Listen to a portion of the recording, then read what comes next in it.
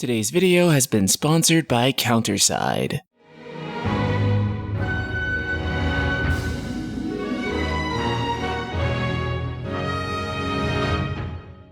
Just recently, I made a video with Tetsuya Nomura saying that there is going to be more Final Fantasy VII Remake announcements on the way. And in that video, I predicted that that meant more than just Ever Crisis in Part 2, but that I in fact expected that there is more Final Fantasy VII content in the works. Today's news seems to validate that claim that more FF7 content could be in the works. Unfortunately for some, these titles don't seem to indicate that they're Part 2 either, but could be other things entirely. But first, a word from our sponsor, Counterside, developed by Korean developer Studio B-Side, where you take the role of a CEO and assign counters, soldiers, and mechs to fight against unknown monsters in order to protect the world. In this game, you can experience an in-depth story with a ton of game content to immerse yourself in, as well as real-time PvP events. One of the most incredible things about this game is its impressive live 2D graphics to create beautifully animated characters, on top of visually stunning backgrounds that are absolute eye candy. And though this game is a gacha, it's very generous and offers a load of free gacha opportunities. From its stunning visuals, gorgeous characters, and its epic story, there is so much to enjoy about this title, so you don't want to delay. Pre-register for Counterside now with the link in the description below. Following that we would be getting more news on Final Fantasy VII Remake next month, Square Enix has filed 3 new trademarks that seem to suggest that they are up to something. These trademarks tend to be precursors to announcements. For example, we got the trademarks for Ever Crisis and The First Soldier before those games were announced, and we found out exactly what those projects were a few weeks later, all of which could suggest that these are new Final Fantasy VII Remake projects that are in the works. Starting with the fact that they've re-trademarked Final Fantasy VII Remake Intergrade. Some people have been speculating that this could mean that the game is coming to Xbox, though it would be insane if Xbox users finally get this game over 2 years later. Reasonably speaking, this is the only thing I can think of for why this is trademarked, but there could be some other reason. Though it could be some legal thing in Japan that we're all overlooking, and it have nothing to do with any sort of Xbox port. Comment below if you have any sort of theories or evidence to the contrary. There's also 2 other trademarks that were filed at the same time.